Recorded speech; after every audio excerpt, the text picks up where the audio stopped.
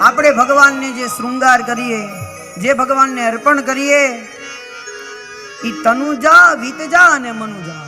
તનથી સેવા કરીએ, ભગવાનને નવડાવીએ, ધોવડાવીએ, શિંગાર અર્પણ કરીએ, વસ્ત્ર અર્પણ કરીએ, ભગવાનને તૈયાર કરીએ, મેકઅપ કરીએ વગેરે, એ ભગવાનની તનથી સેવા છે. આપને વિચાર આવે શાસ્ત્રીજી કે મેકઅપ કરવાનું કીધું, કે અત્યારના સમયમાં આપણે મેકઅપ કરીએ છીએ તો ભગવાનને ન હોય?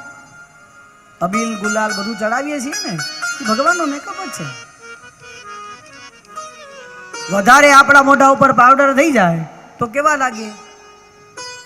એવી જ રીતે વધારે ભગવાનને અબીલ ગુલાલ, આમ ઘણાને કીધું ને કે અબીલ ગુલાલ ચડાવો તો ચપટી ભરી ભરીને ચડાવી દે કાકા ભગવાનને. આમ એના વસ્ત્રો બધું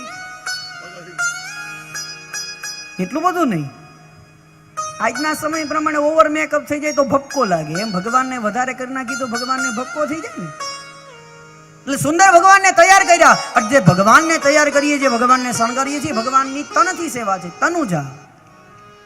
બીજું કીધું વિતજા, સંપત્તિથી ભગવાનની સેવા કરવી. કેવી રીતે? કે ભાઈ જે જગ્યા ઉપર કોઈ સત્કર્મ થતું હોય, કોઈ ભગવાનનું નામ લેવાતું હોય, એ જગ્યા ઉપર તમારી પાસે જે સંપત્તિ છે એ સંપત્તિનું દાન કરો, એ સંપત્તિને સદુપયોગમાં લઈ લો. એ ભગવાનની વિતજા સેવા છે, સંપત્તિથી કરેલી સેવા. અને છેલ્લું કીધું છે કે માનસી સેવા. તનથી થઈ શકે, ધનથી થઈ શકે, પણ મનથી કરવી ની બહુ અઘરી વસ્તુ છે.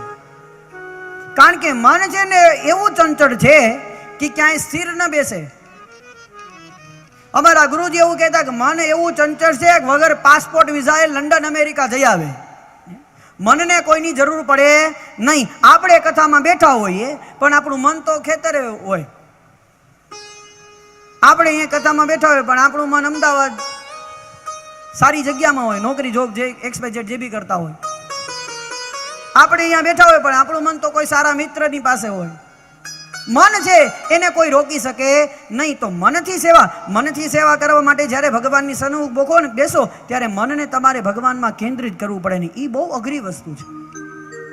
એકવાર જો મન ભગવાનમાં કેન્દ્રિત થઈ ગયું ને તો તમારા જીવનમાં બીજો કોઈ વિચાર જ નહીં આવે. કેવલ ને કેવલ પરમાત્મા જ દેખાશે. કેવલ ને કેવલ ભગવાનની ભક્તિ જ થશે, બીજું કંઈ જ નહીં થાય. એ મન છે, મનને કેન્દ્રિત કરવું એ બહુ મુશ્કેલ છે. કારણ કે મન એવા મનુષ્યાણામ કારણ બંધન મોક્ષયો.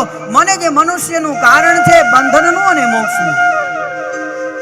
મનથી જ માણસને મુક્તિ મળે અને મનથી જ માણસને મુક્તિ પ્રાપ્ત થાય. તો મનથી ભગવાનની સેવા કરવી એ 3 પ્રકારની સેવા છે.